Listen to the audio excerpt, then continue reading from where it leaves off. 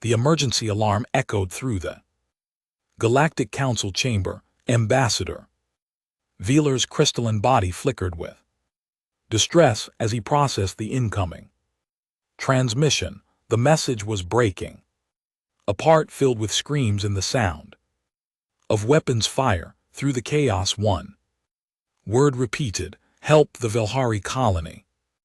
On Thesha Prime was dying. The peaceful farmers and scientists had no chance against the Krello swarm. These insect-like creatures consumed everything in their path, turning entire worlds into feeding grounds. The colony had maybe 2 days before complete annihilation. Council members argued in their various languages. The nearest civilized fleet was 3 weeks away. Every military force in the sector was already deployed elsewhere. The Velhari would be dead long before help arrived through normal channels. Wheeler made a decision that terrified him. He activated the forbidden communication channel, the one marked with red warnings in 17 languages, the channel that connected to Earth, the Death World, a planet so hostile that its dominant species evolved to be nearly indestructible.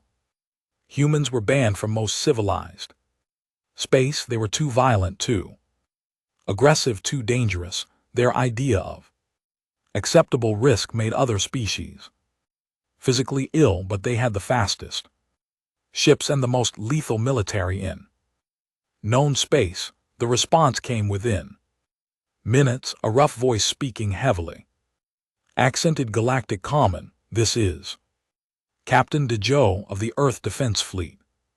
We received your distress call. Send coordinates. Wheeler's body dimmed with uncertainty. Captain, you understand the situation. The Krello swarm has 47 bio ships. This is a suicide mission for any force smaller than a full battle group. There was a pause, then DeJoe laughed. Harsh sound that made Wheeler's crystalline structure vibrate uncomfortably. Ambassador, we're the only option you have. We'll be there in 36 hours. Dio. Out aboard the human dreadnought. Indomitable, Captain DeJoe studied the tactical display. His weathered face showed no emotion as he calculated the odds. 3 destroyers, 1 dreadnought, 1 carrier with marine contingent against 47 Krello biohips and countless ground forces. The numbers were terrible. Lieutenant Hana approached his command chair. She was young but had cold eyes that had seen too much combat. Sir, I've plotted a course through the Crimson Nebula. We can cut travel time by 12 hours. The nebula will kill half the crew, DeJoe said flatly. The krill will kill all the Velhari, Hana replied. I've calculated acceptable losses at 18%. We lose some people or they lose everyone. DeJoe nodded slowly. This was the human way. Calculate the cost. Accept the sacrifice. Complete the mission. He activated shipwide communications. All hands, this is the captain. We have a rescue mission. Heavy resistance expected. The route will be dangerous. Some of you will not come home, but 8,000 civilians will die if we don't move fast. We leave in 1 hour. Prepare for combat operations. Down in the Marine Bay, Sergeant Taeyong was already suiting up. He was massive even by human standards, with scars covering his arms and neck. His squad watched him with respect bordering on worship. He had kept them alive through 5 major engagements. Listen up, Taeyong growled. We're going into a Krell nest. That means close combat, toxic atmosphere, and enemies that don't stop until you blow their heads off. Check your seals 3 times. Check your ammunition 4 times. Check your squadmates' gear 5 Times, nobody dies because of sloppy preparation. Private Bora, smaller than Tiang but just as fierce, grinned. Sergeant, the Krell are going to regret calling in the humans. They're bugs. Taeyong said, they don't regret anything, they just eat. Our job is to make sure they choke on us. In the medical bay, Dr. Masan was reviewing casualty projections. The numbers made her stomach twist, but she kept her expression calm. She had learned long ago that fear was useless. Preparation was everything. She began organizing surgical teams and preparing trauma stations. Young Enan Jinwoo sat at the helm, his hands trembling slightly as he plotted the course through the nebula. This was his first real combat mission. Training simulations were one thing, but this was real. People would die. Maybe him nervous? Daejo asked. Appearing beside him, Jinwoo jumped. Sir, yes sir, a little good. Fear keeps you sharp. Just remember your training, follow the numbers, trust your instruments. Daejo's expression softened slightly. You'll do fine, kid. And if you don't, well, at least you'll die doing something that matters. It was the strangest pep talk Jinwoo had ever received, but somehow it helped. The Galactic Council had sent 3 observers to document the human response. They were safely secured in a shielded observation pod aboard Indomitable.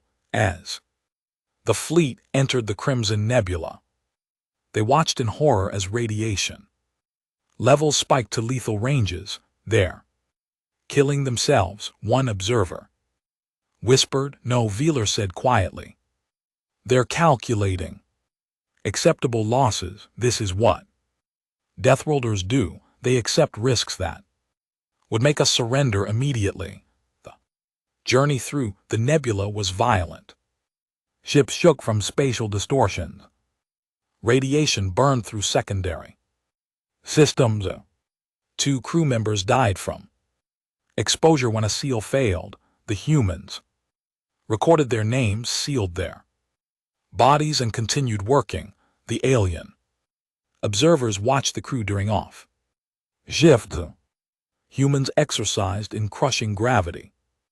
They ate foods that registered as mild toxin. They practiced combat techniques that would shatter the bones of any other species. One human casually reset his own dislocated shoulder and returned to duty. These beings are insane, an observer muttered. No, Veeler corrected. They're survivors. Earth tried to kill them for millions of years. They learned to be unkillable. Now they use those skills to protect others. 34 hours after departing, the fleet emerged from the nebula, battered, exhausted but intact. The losses had been only 15% better than Hana's projections. Ahead lay Thesha Prime. Sensors showed the Krell swarm surrounding the planet like a hungry cloud. 47 bioships, each one a living weapon. The human fleet was outnumbered 9-1. Daejo stood on the bridge, studying the enemy formation. His crew waited silently. Finally he smiled, a cold expression. Without humor, all ships battle. Stations load all weapons. Prepare boarding teams. Today we show the galaxy why they should fear humans more than the Krell. He paused, then added quietly, and why the innocent should trust us with their lives. The fleet accelerated toward the swarm. The aliens had sent an SOS. The Deathworlders had answered. Now the galaxy would see what that truly meant. The Crimson Nebula lived up to its deadly reputation. Space itself seemed angry here, twisted by ancient stellar explosions that had left reality scarred. The human fleet pushed through at speeds that made the Galactic Council observers clutch their Safety restraints, Lieutenant Hana stood. At her tactical station, eyes flickering. Between 36 displays, she was coordinating the entire fleet's movement through a region of space that most civilizations marked as a permanent no-go zone. Her fingers danced across controls, adjusting course by fractions of a degree every few seconds. Radiation spike ahead, she announced calmly. Recommend course adjustment 7 degrees port. Adjustment made.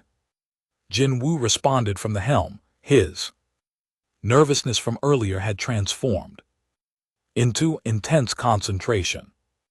There was no room for fear when every mistake could kill hundreds. A warning alarm blared.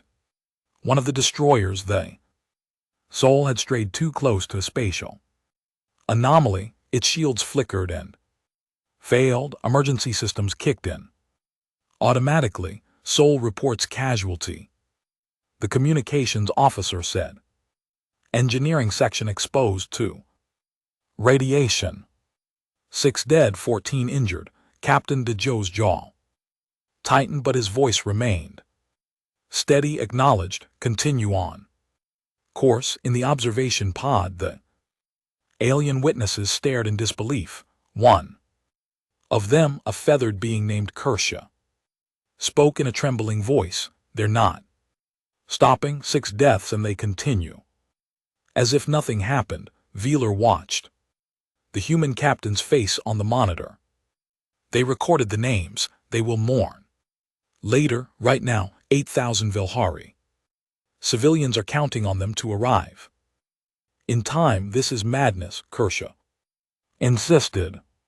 This is why they survive, Veeler said quietly. Down in the Marine quarters, Sergeant Taeyong was conducting equipment checks. Every weapon, every seal, every piece of armor was inspected personally. His hands moved with practiced efficiency, finding problems that less experienced eyes would miss. Sergeant Private Boa said, "Is it true you fought the Krell before?" Taeyong nodded slowly. 5 years ago, different colony, same situation. We arrived too late, found nothing but bodies and empty buildings. The Krell had fed and moved on. The squad fell silent. Bora swallowed hard. We in LT Unk and GTLL be in time this time, right? That's why we're taking the shortcut through hell, Taesung said. Captain Daejo lost his family to raiders 10 years back. He understands what it means to wait for help that doesn't come. We'll get there, and we'll make the Krell regret every second they spent on that planet. He pulled out a photograph, worn and faded. It showed a younger Tang with a woman and 2 children, my sister and her kids. They were on that colony 5 years ago. So yeah, this one's personal for more than just me. The squad exchanged glances. Their sergeant had never shared this before. Bora felt her resolve harden. They would reach the Vilhari in time. They had to. In the medical bay, Dr. Masan was training alien medical staff who had volunteered to help. The Galactic Council had sent 3 physicians along with the observers. They watched in fascination and horror as Masan demonstrated human emergency procedures. Human physiology can withstand incredible trauma, Masan explained, holding up a display showing human anatomy. We can lose up to 40% of our blood and survive with treatment. We can function with multiple broken bones. Our pain tolerance is extremely high by galactic standards. One of the alien doctors, gelatinous being named Plurix, pulsed with confusion. But surely such injuries would cause shock and incapacitation for most species. Yes, humans evolved on a world where being incapacitated meant death. We learned to keep fighting even when Severely injured, Miss N's expression was grim. You'll see this firsthand soon. Human Marines will come back with wounds. That should kill them, and they'll still be conscious and angry. The alien doctors looked at each other with visible concern. The fleet continued its brutal journey. Another day passed. More crew members died from radiation exposure, system failures, and accidents caused by the extreme conditions. The human response was always the same: record the names, seal the bodies, continue the mission. During off-duty hours, the alien observers witnessed aspects of human culture that both fascinated and disturbed them. They watched humans exercise in 3 times galactic standard gravity, treating it as normal. They observed combat training where humans hit each other with full force, breaking bones that healed within weeks, thanks to their robust biology. One evening, Veeler entered the human mess hall. He found Captain Deho eating something that made the ambassadors' sensors spike with alarm. Captain, my scanners indicate that food contains capsaicin at toxic levels, Veeler said. Deho looked at his plate of spicy noodles and grinned. Yeah, it's pretty mild today. Cook must be going easy on us before combat. Mild, Captain. That concentration would cause severe pain to most species. That's the point. Clears the sinuses. Dejo took another large bite. Veeler's body dimmed with polite refusal. He was beginning to understand the human phrase, no pain, no gain, had applications far beyond what he had imagined. Later that night, Jinwoo found himself unable to sleep. He wandered to the observation deck and found Lieutenant Hana already there, staring at the swirling chaos of the nebula. Outside. Can't sleep either, Hana asked without turning around. First, combat mission jitters, Jinwoo admitted. What if I make a mistake? What if I get people killed? Andy, you will make mistakes. People will die. Hana's voice was matter-of-fact.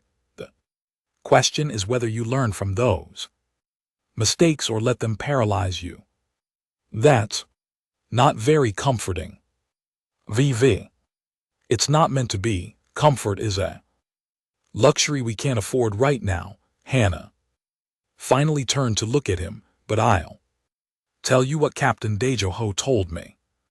After my first mission went bad, we do this job not because we're perfect, but because someone has to, and if we don't, who will? Jinwoo nodded slowly. It made sense in a harsh human sort of way.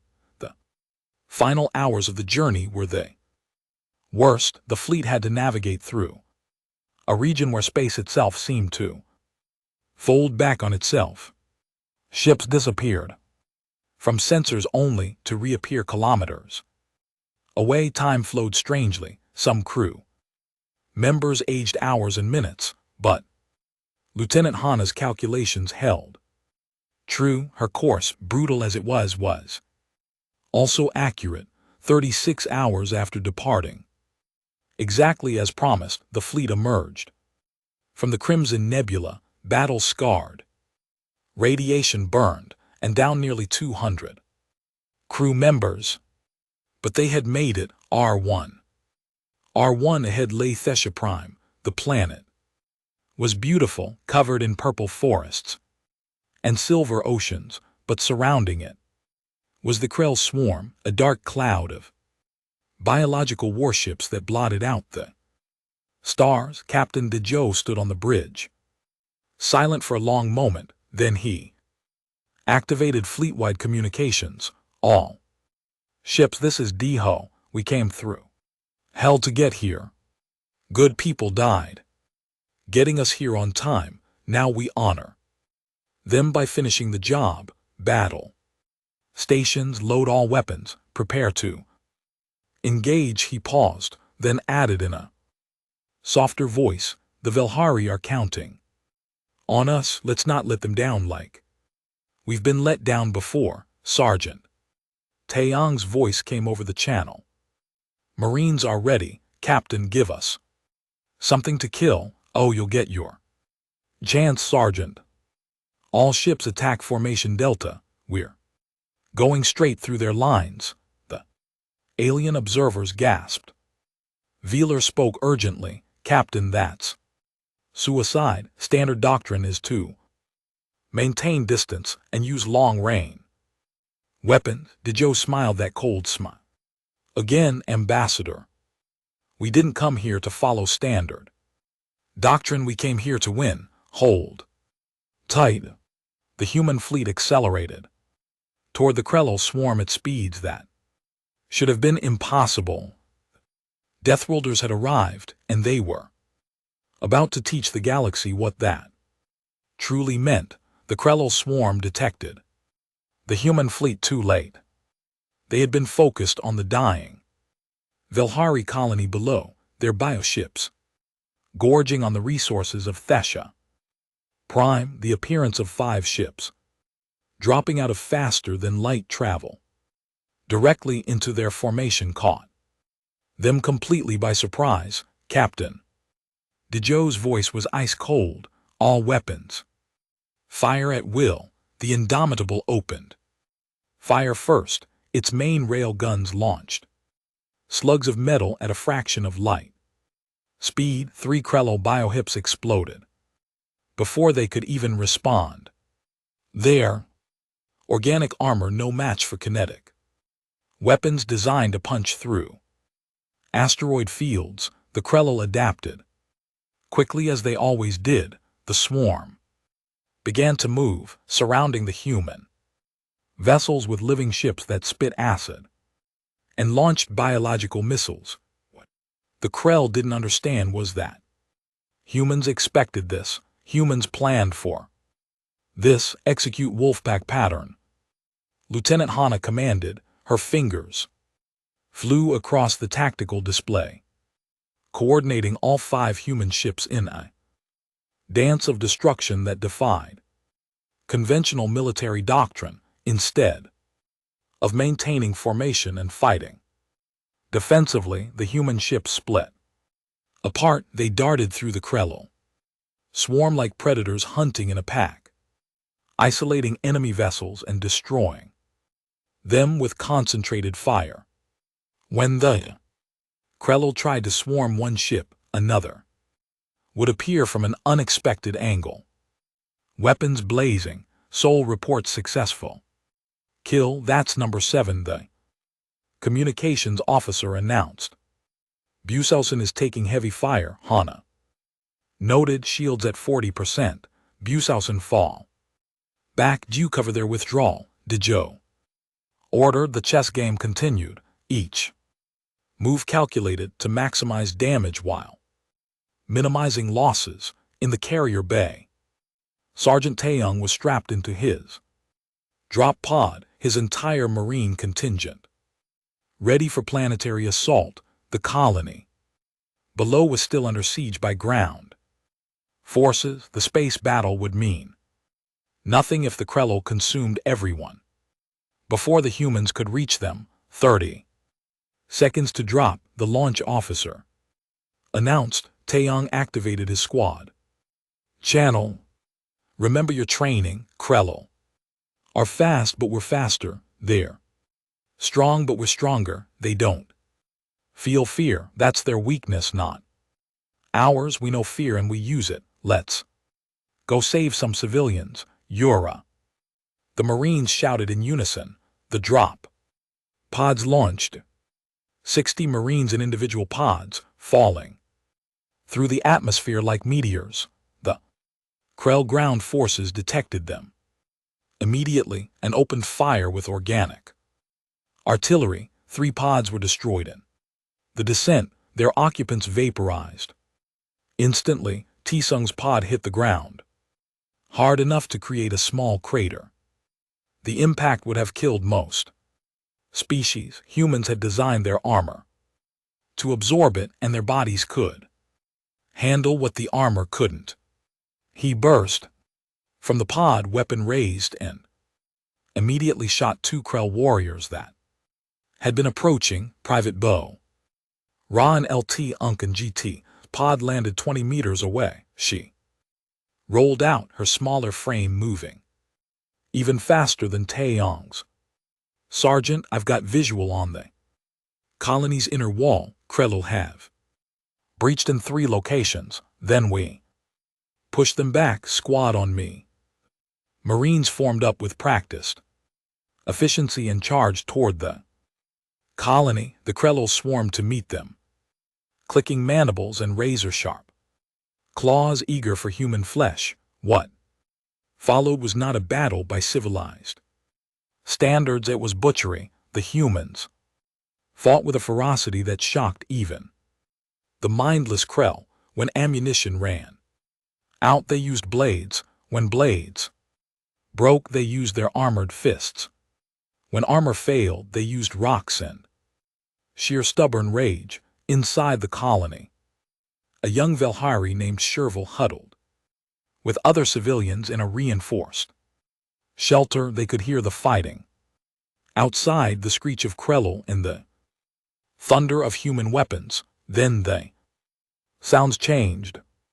They heard impacts, breaking carapaces, and something that sounded like human laughter. The shelter door exploded inward. Shervil screamed, but instead of a Krell warrior, Sergeant Taeyong stood there, covered in green Krell blood, his armor dented and scarred. United Earth Marines, he said in broken Velhari. We're here to get you out. Follow us. Stay low, move fast. An elderly Velhari named Morin stared at the human in awe and terror. You killed them. Krell. Taeyong grinned, a frightening expression on his battle-card face. Oh, we're just getting started. In orbit, the space battle had reached a critical point. The Krell Queen ship, massive and bloated with biomass, finally entered the fight. It was 3 times larger than the Indomitable, covered in thick armor plates and bristling with weapons that made the other bioships look like children's toys. Captain, that thing masses more than our entire fleet combined, Hana said, her voice tight with stress. Then we don't fight it fair, Dejo replied. He studied the tactical display, mind racing through possibilities. The Queen ship was targeting Indomitable, recognizing it as the fleet's command vessel. In 30 seconds, its main bio cannon would fire, and no shield could stop that weapon. Dejo made his decision. Helm, emergency acceleration. Ramming course. All crew evacuate to life pods. You have 2 minutes. Jin, Wu and LT Unk and GT's hands froze on the controls. You heard me, Enon. Ramming course, now. Captain, there's not enough time to evacuate everyone, Hana protested. I know, that's why I'm asking for volunteers to stay at their posts. Dejo's voice carried through the entire ship. Anyone who remains will almost certainly die, but if we don't destroy that Queen ship, the entire fleet will be destroyed and the colony will fall. I need people to keep the engines running, weapons firing, and shields up for exactly 87 more seconds. That's how long until impact. And there was a moment of silence. Then the communications officer spoke. Sir, I'm staying. We engineering here. We're not going anywhere. Captain, weapons station staying operational. One by one, volunteers announced their decision to stay. In the end, 40 crew members remained at their posts. Jin Wu was one of them, his hands steady on the controls despite the fear threatening to overwhelm him. Lieutenant Hana, get to a life pod. That's an order, Dejo said. With respect, sir, you need a tactical Officer to coordinate fleet operations. After you're gone, Hana's voice was calm. I'm staying too. Dejo wanted to argue, but there was no time. Then let's make this count. All hands, it's been an honor. The Indomitable accelerated. The Krello Queen ship tried to evade, but it was too large, too slow. The human dreadnought, its remaining weapons, firing continuously, slammed into the Queen ship at a significant fraction of light speed. The explosion was visible from the planet's surface. Tiang, leading civilians to safety, looked up and saw the flash. He knew immediately what it meant. He stopped, came to attention and saluted. Rest in peace, Captain, he whispered. Bo-Ra, fighting off Krell warriors nearby, saw the gesture and understood. Tears streamed down her face, but she didn't stop fighting. The captain and his crew had bought them time. She would honor that sacrifice by using every second of it. In space, the Queen ship was dying. Its death threw the entire Krello swarm into chaos. Without the Queen's coordinating intelligence, the bioships became disorganized, fighting individually instead of as a unified force. The remaining human ships, though battered and exhausted, exploited this ruthlessly. The Soul, despite heavy damage, maneuvered behind 3 confused Krell ships and destroyed all of them. The Busausen and Ju worked in perfect coordination, herding enemies into kill zones. Within 20 minutes, the Krello swarm was routed. The survivors fled into deep space, their instinct to preserve the species overriding their hunger. On the ground, the Krell warriors suddenly abandoned their attack and scattered. Without the Queen's control, they reverted to basic survival instincts. The Marines hunted down the stragglers, making sure none remained to threaten the colony. Sergeant Taeyong stood in the colony's central square, surrounded by exhausted Velhari civilians. Medical personnel were treating the wounded, both alien and human. The cost had been terrible, but they had won. Sherville approached the sergeant cautiously. Why did your people come? You knew many would die. Taeyang looked at her with tired eyes. Because you asked for help. Where we come from, when someone calls for help, you answer. It's that simple. But your captain, so many of your crew, they understood the mission. So did we. Tiang's voice was rough with emotion. The galaxy fears us because we're willing to die, but what they should understand is that we're willing to die for others. That's what makes us dangerous. We don't just fight for ourselves. Above, debris from the Indomitable rained down through the atmosphere like falling stars.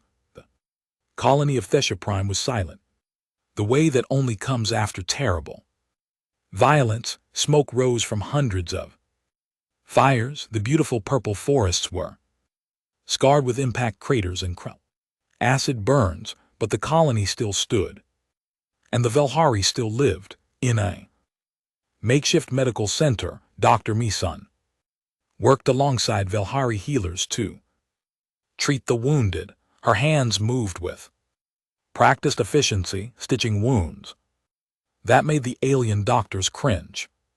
Human and Velhari casualties lay side by side, united in their suffering. This human has lost 30% of his blood volume. A Velhari healer named Tellerin said. Her voice panicked. He should be unconscious or dead.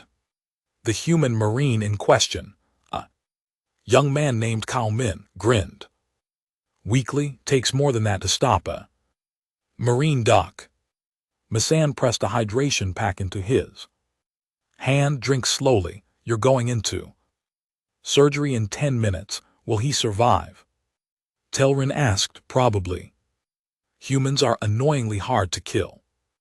Miss N's tone was dry, but Tellin saw the relief in her eyes. Every patient saved was a small victory after so much loss.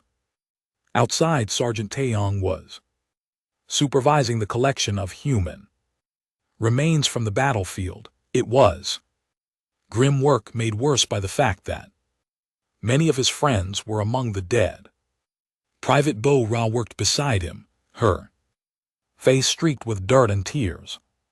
"Sergeant, we found Lieutenant J1, she said quietly. There's not much left." Taeyong nodded slowly. "Bag what you can.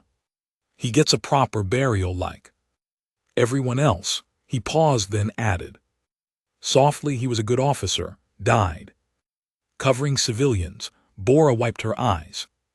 "Why does it hurt so much? We knew the risks. We knew people would die because we're human." Taeyang said. "We feel things. That's not a weakness. It's what makes us different from the Krello. They kill without thought. We kill to protect. And we mourn those who fall. That's why we're better than them." The Valhari civilians watched the humans work. Many had never seen death on the scale. They had been a peaceful species, sheltered by the Galactic Council's protection.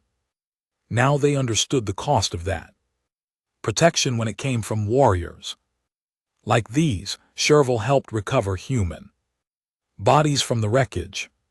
She was young, barely an adult by Valhari standards. But the battle had aged her. She handled each body with respect, learning from watching the Marines. These weren't just casualties. They were individuals who had chosen to die for strangers. Elder more than approached Sergeant Taeyong as the sun set over the devastated colony. "Your people suffered greatly for us. 347 dead, 600 wounded, all to save strangers. 8,000 of you are alive because of it." Taeyong replied, "That's not a bad trade. You speak of lives like mathematics. No, we speak of value. Every human who died here chose this. They volunteered knowing they might not come back. That choice, that sacrifice, it has meaning. They saved you. Now you get to live, to rebuild, to remember them." Taeyong's voice was rough. "That's not mathematics, that's purpose." More then was silent for a long moment. "Your Captain Dejo, he destroyed your own ship to kill the Queen. He did what needed to be done. The Council will remember this. The galaxy will remember." "I hope so," Taeyong said quietly, "because we're going to need help burying our dead." In orbit, the surviving human ships were conducting damage assessment. The Soul was barely functional, held together by emergency force fields and desperate engineering. The Busalson had lost main power and was running on backups. The Jew and the carrier were the most intact, but even they bore scars from the battle. Lieutenant Hana had survived. She had disobeyed Captain Dejo's last order and made it to a life pod with seconds to spare. Now she commanded the fleet from the Soul. Guilt eating at her. She should have died with the captain. Instead, she lived while better people had perished. "Commander Hana," the communications officer said, "we're receiving a transmission from the Galactic Council. Ambassador Veeler wants to speak with you." Hana activated the channel. Veeler's crystalline form appeared dimmer than usual. "Commander, I have witnessed something today that I did not think possible. Your species, you are remarkable." "We did our job," Hana said flatly. "No, you did far more. You showed the galaxy what it means to be truly brave, not fearless but afraid, and acting anyway, not invincible but willing to bleed for others." Veeler paused. "The Council has been wrong about humans. We treated you like Monsters when you are guardians, tell that to the 347 who won't go home. I will, the galaxy will know their names. All of them, I promise you this. In the weeks that followed, the colony slowly began to heal. Human and Velhari worked side by side, rebuilding what the Krell had destroyed. Dr. Masan established a joint medical training program teaching Velhari healers human trauma medicine.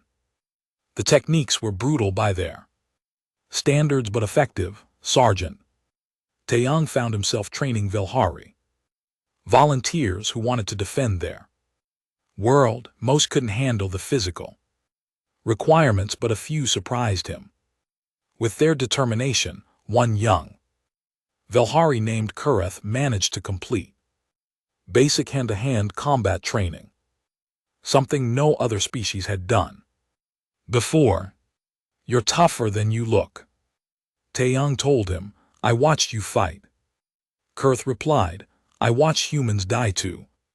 Save us. If you can do that, I can learn to defend my home. Bara promoted to corporal after her actions in the battle, led the first integrated human Velhari security patrol. It was awkward at first, but gradually the two species learned to work together. Sherville requested permission to join the human fleet. I want to learn more about your people. I want to understand what drives you to such courage. Tess considered her request. It's not an easy life. You'll see things that will give you nightmares. You'll face dangers your species never imagined. I've already seen those things, Sherville said quietly.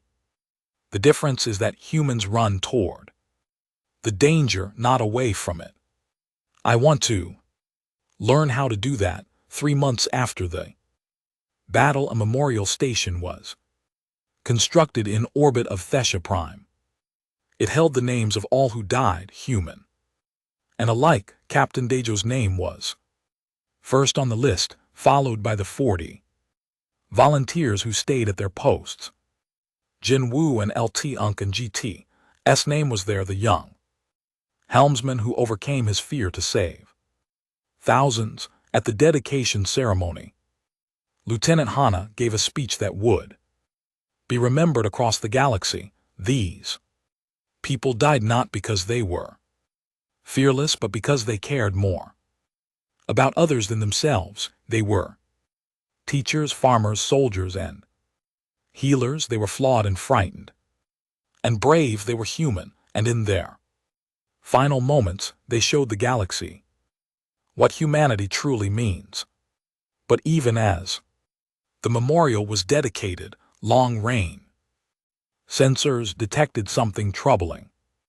The Krell swarm had been fleeing from something that scared even them. Deep space monitoring stations began reporting strange signals. Massive ships, dozens of them, moving through space with purpose and precision. They were heading toward populated systems, and their transmissions were clear even across the vast distances. Submit or be harvested. A new threat was coming.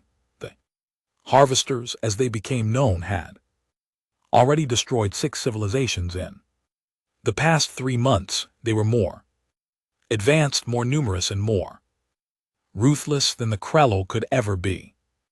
The Galactic Council convened an emergency session. Ambassador Veeler stood before the assembled representatives. The humans saved Thesha Prime from an enemy that was itself fleeing. Now we face something worse. There was panic in the chamber. Council members argued and debated. Their fleets were designed for peacekeeping, not total war. They had relied on their reputation and diplomatic skill to avoid major conflicts, but the harvesters didn't negotiate. Veeler made his proposal. I move that we formally request Earth join the Galactic Defense Coalition, not as subordinates but as equals. We need their strength, their courage, and their willingness to sacrifice. The debate lasted for hours. Many species still feared humans, but fear of the harvesters was greater. Finally, the vote was called. By narrow margin, Earth would be invited to join the council as full members. In exchange, they would lead the defense against the harvesters. When news reached Thesha Prime, Sergeant Taeyong gathered his Marines. The galaxy needs us again. Bigger threat this time. Probably worse odds. When do we leave? Bora asked. Taeyong smiled. Soon as we can get these ships fixed. Earth sending reinforcements. And this time, we're not going alone. We've got allies now. He looked at the memorial station through the window at the names of the fallen. Captain DeJoe started something here. He showed the galaxy that humans fight for more than just themselves. Now we get to finish what he started. The Deathworlders were going to war again, but this time the galaxy would fight alongside them. The Galactic Council chamber had never been so tense. Representatives from 200 species filled the massive hall, their various forms of communication, creating a cacophony of sound and light. At the center stood Captain Sunhai, Earth's representative to the United Nations Space Command. She was young for such an important role, but her eyes held the hardness of someone who had seen too much combat. Ambassador Veeler made the formal introduction. Captain Sun speaks for Earth. I ask that the council listen with open minds. Sunhai stepped forward. She didn't bow or show deference. Instead, she activated a holographic display showing the harvester fleet, 200 ships, each one massive and covered in weapons that made even human technology look primitive. Behind them were the dead world, 6 civilizations reduced to lifeless rocks. This is what we're facing, son, he said bluntly. Harvesters have destroyed 6 species in 3 months. They don't negotiate. They don't take prisoners. They show up, demand submission, and when they don't get it, they harvest everything: resources, technology, even the bodies of the dead. Murmurs rippled through the council. Sanhei continued, you want Earth's help, you want our military, our warriors, our willingness to die. Fine. But we have conditions. A council member, a floating gas being named Horath, pulsed with anger. Conditions.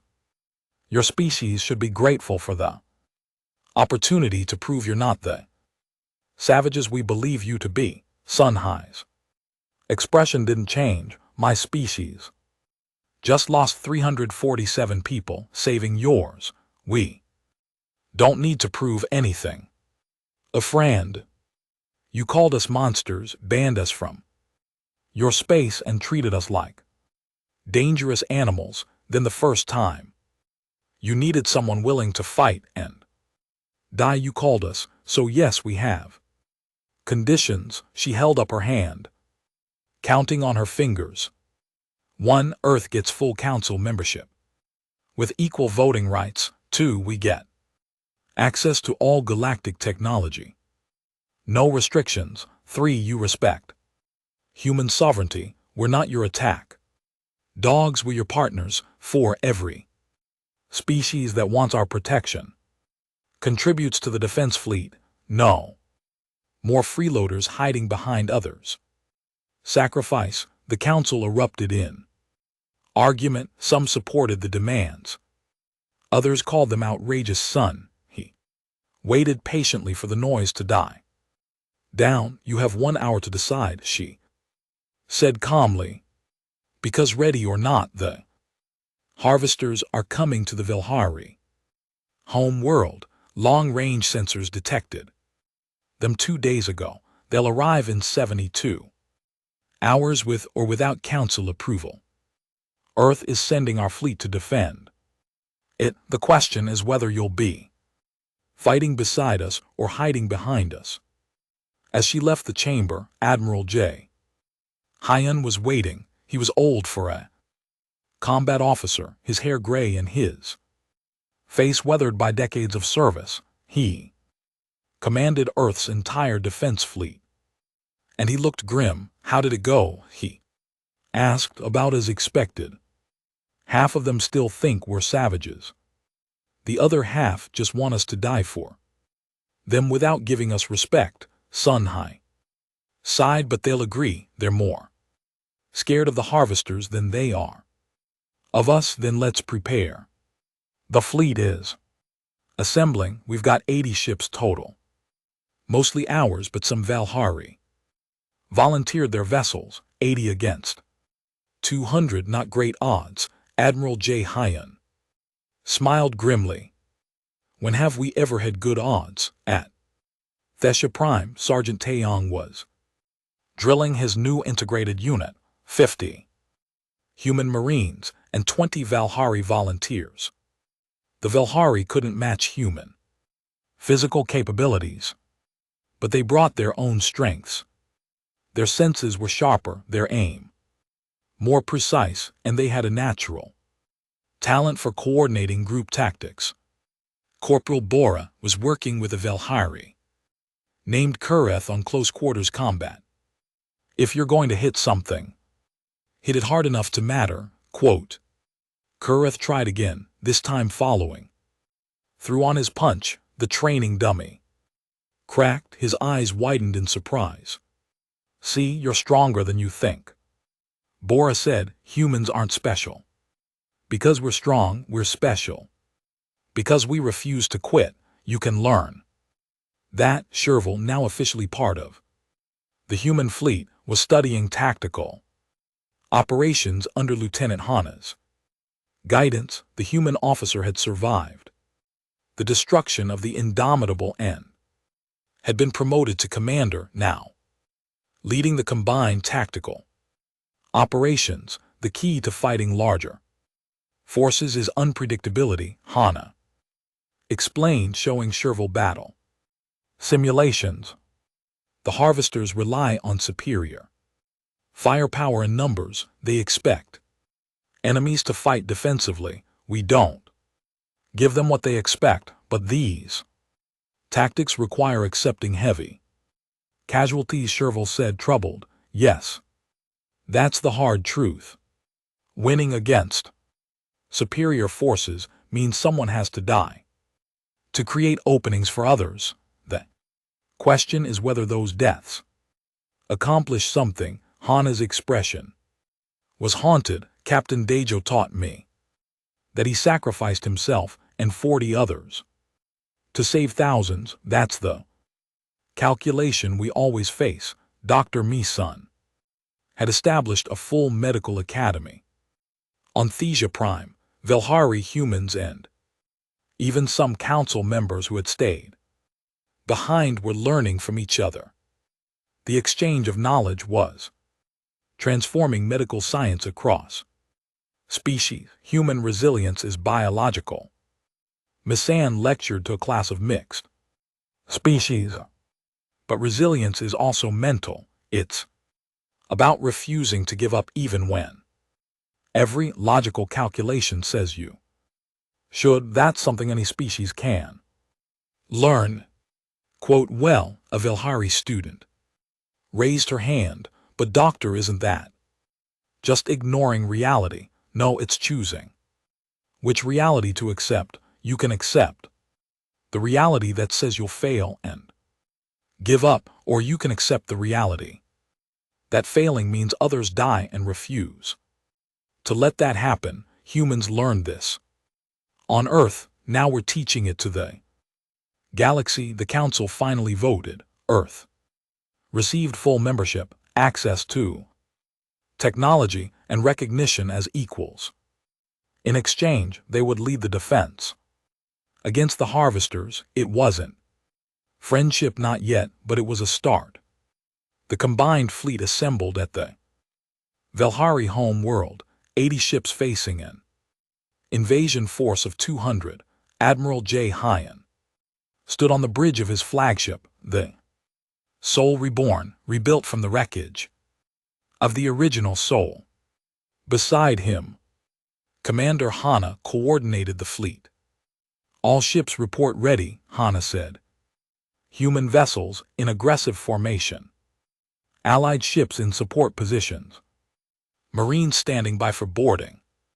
Boarding operations." Vilhari captain asked over the channel. "Against ships that size, Sergeant." Taeyong's voice came through. "That's right, we're going to board their flagships and destroy them from the inside. It's what humans do best."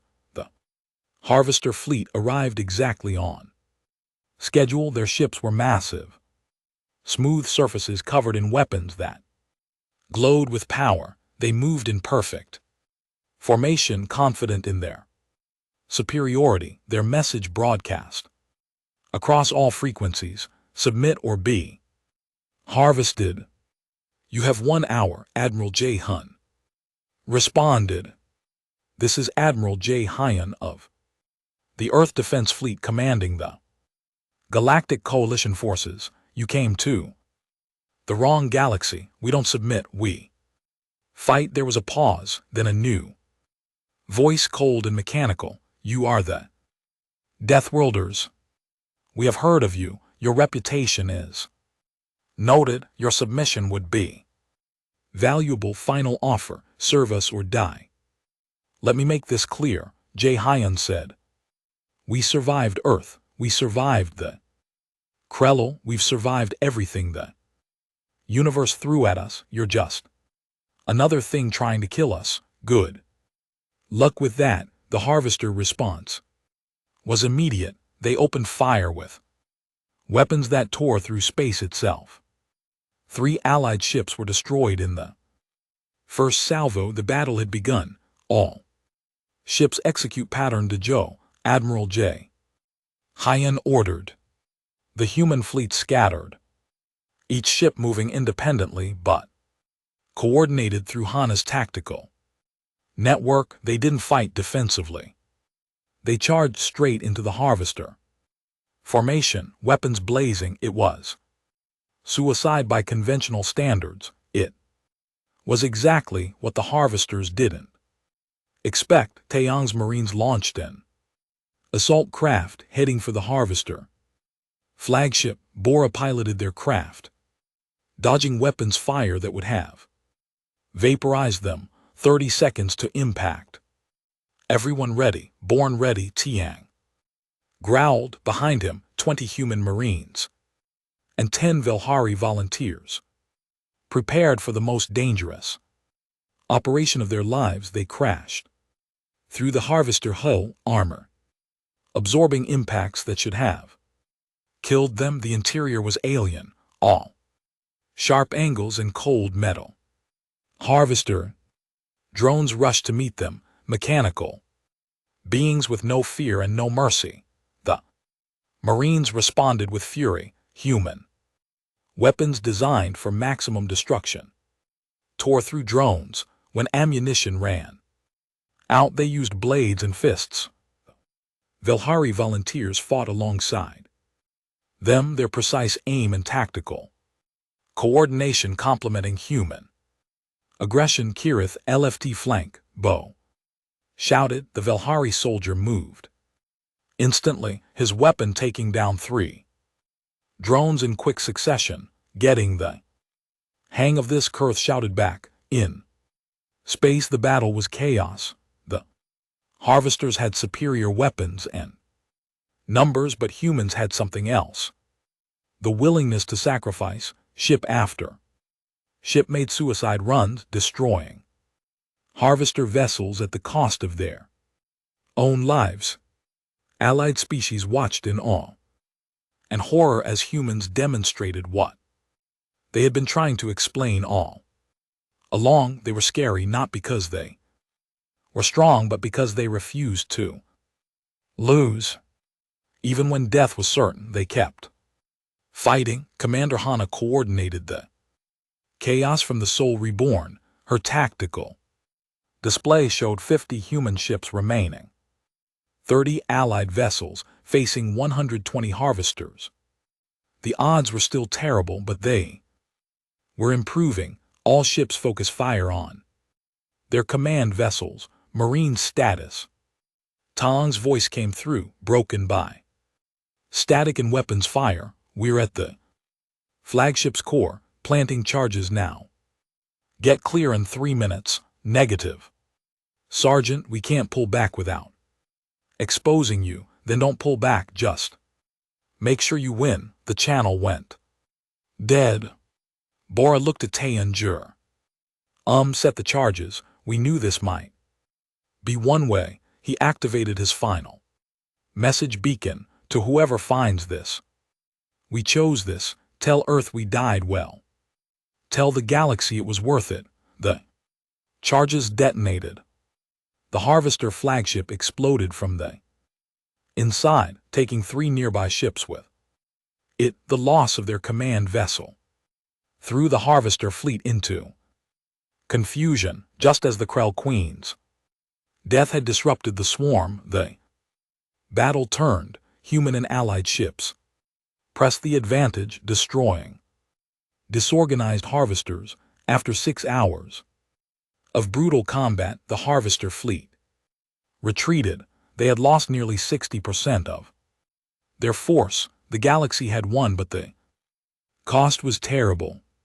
40 human ships destroyed, 18 Allied vessels, thousands dead, including Sergeant Tong, Corporal Boa, and all the Marines who boarded the flagship. In the aftermath, as survivors limped back to the Velhari home world, the galaxy finally understood humans weren't monsters, they were guardians.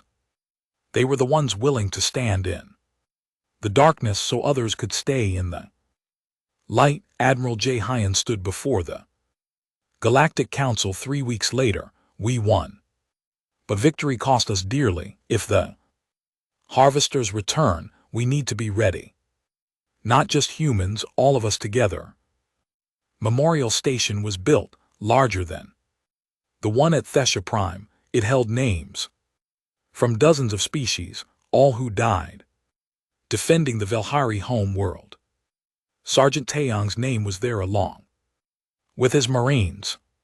Their sacrifice had united the galaxy in a way diplomacy never could. Commander Hana became the first human military advisor to the Council. Sherville joined her, representing the Velhari and other species, learning the human way of war. Dr. Missan's medical academy expanded, teaching 100 worlds how to survive impossible odds. 5 years later, a new fleet patrolled galactic space. Mixed crews, mixed tactics, but a unified purpose. When the Harvesters returned for revenge, they found not scattered civilizations, but a united galaxy that had learned from the Deathworlders. They found a galaxy that refused to submit, galaxy that would fight, a galaxy that, like humans before them, chose to stand and defend rather than kneel and surrender. Admiral J. Hyan, now elderly and ready to retire, stood on the bridge of his flagship one last time. Beside him, Sherville commanded as his executive officer. She had learned, well, do you think we'll ever have peace? She asked. Probably not, Jae-hun admitted. The universe is dangerous, but we don't need peace. We need each other. That's what humans taught you. That's what you taught us. We're strongest when we stand together. He looked at Earth through the view screen, that beautiful deadly world that had spawned the galaxy's most feared species. We came from hell. Now we make sure no one else has to go there alone. The story of the Deathworlders had begun with an SOS. It continued with sacrifice, courage, and the refusal to abandon those in need.